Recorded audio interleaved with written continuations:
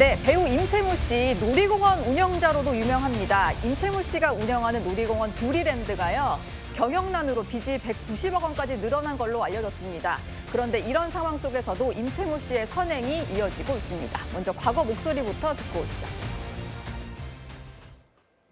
애들을 좋아했고 지금도 내 삶의 일부고 그게 내 젊음과 건강을 유지하는 비법이었으니까. 그럼요. 그럼 내가 가서 애들 같이 태워주고. 옛날에는 박치기도 내가 운전해주고 뭐 다 그랬지. 원래 좋아하죠. 그래서 어린이 드라마만 내가 5년을 했잖아. 감독이나 이제 애들을 잘 데리고 논다, 할 일을 잘한다 해서 어린이 드라마만 그래도 5년을 했다. 네. 저도 가보고 싶은 놀이공원 중에 하나인 두리랜드인데요.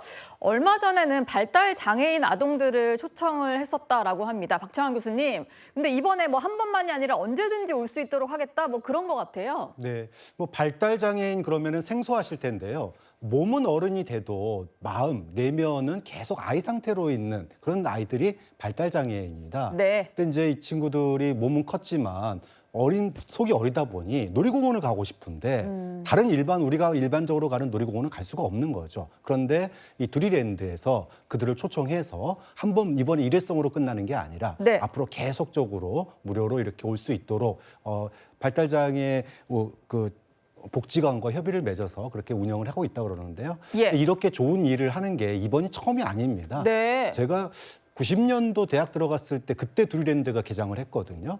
근데 거의 잊을만 하면 한 번씩 정말로 3, 4년에 한 번씩 이런 선행 기사들이 계속 나왔었어요. 네. 근데 그러다 보니 참 뭐 두리랜드 그러면은 굉장히 좋은 일 하는 곳 이렇게 시청자들한테 아마 인식이 되고 있는 것 같은데 네. 이번에도 그런 또 선행을 하시는 것 같아요. 네.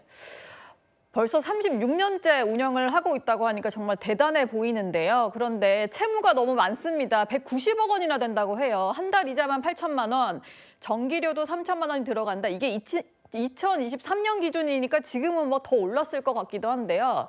그런데 홍종성 기자님, 이런 상황 속에서도 여러 가지 선행들 한 게 많이 알려졌는데 직원들한테 아파트 선물하고 뭐 이런 일화도 있었잖아요.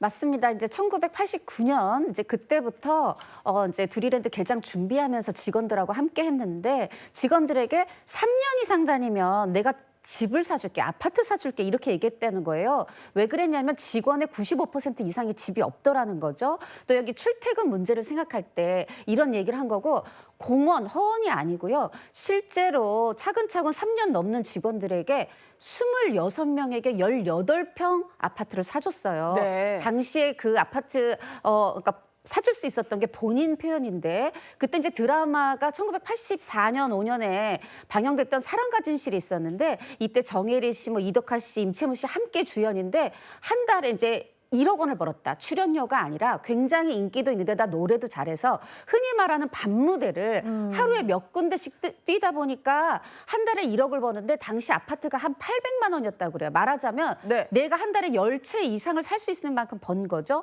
근데 벌고도 다 내가 쓸 수 있는데 이렇게 직원들 복지로 사줬고 심지어 지금 이게 30년이 훨씬 넘은 일이잖아요. 네. 그런데 아직도 그 아파트에 살고 있는 직원도 있다고 해요. 제가 오늘 좀 취재를 해봤는데 혹시라도 이제 왜 취재를 해봤냐면 임채무 씨가 저도 예전에 인터뷰했을 때 아우 저 이자 좀 깎아주면 좋겠다, 전기료 좀 깎아주시면 좋겠어요 이렇게 얘기를 했는데 네. 어떤 할인 혜택은 받고 있지 못하다 이렇게 오늘 얘기를 들었습니다. 예. 근데 저는 너무 궁금한 게 뭐 1억을 벌고 전성기 때도 그걸 본인이 다 모으지 않고 직원들 집을 사줬다라고 하는데 이렇게 적자인데도 불구하고 계속 놀이공원을 운영하는 이유가 좀 궁금해요. 홍종성 기자가 좀 취재하신 게 있을까요?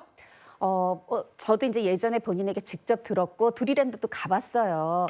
그런데 이렇게 얘기하시더라고요. 나는 아이들이 노는 걸 보면 너무 행복하다. 같이 놀아줄 때 내가 더 행복하다. 아이들은 내 삶의 일부다. 이런 얘기를 했고 그래서 이렇게 어려운 과정에 본인이 이제 여의도에 있는 본인 아파트 한 2채 팔고 빚 내가지고 이걸 개장을 한 거예요. 본인의 어떤 꿈이었다고 그래요. 꿈을 이룬 겁니다. 소년 임채무의 꿈을 이룬 건데 빚이 처음에 40억 원이었는데 사실 중간에 좀 시설이 노후되고 그랬어요. 그러다 보니까 또 볼멘 소리가 나오고 하다 보니까 대출을 더 받아서 이 시설을 좀 개선하고 또 물놀이장도 워터파크도 만들고 이랬거든요. 그래서 예. 빚이 190억까지 늘었지만 네. 그래도 여전히 꿋꿋하게 36년째 운영 중입니다. 들어보니까 김성태 의원님이 임채무 씨랑 좀 아신다고 하는데 원래도 이렇게 베푸는 걸 좋아하는 타입이라면서요? 그래서 상당히 저거는 진짜 본인의 인생 철학이 있기 때문에 저걸 유지하는 거예요. 저 두리랜드 어디 있는가 하면요. 송추유원지 있죠? 네. 송추유원지 그 초입에 가면 있어요. 처음에는 그냥 시설 뭐 본인이 참 원대한 꿈을 가지고 했지만은 그 엄청난 부지에 그 시설을 하려니까 엄청난 자금이 들어가는데 돈이 많이 들어가죠. 그게 예상보다 많이 들어가니까 본인이 처음에는 상당히 걱정을 했어요. 그렇지만 아까 우리 기자님 말씀처럼 뭐 야간 문대 뛰면서까지 열정적으로 해가지고 했는데 네. 중간에 이게 개장 휴업 비슷하게 됐어. 네.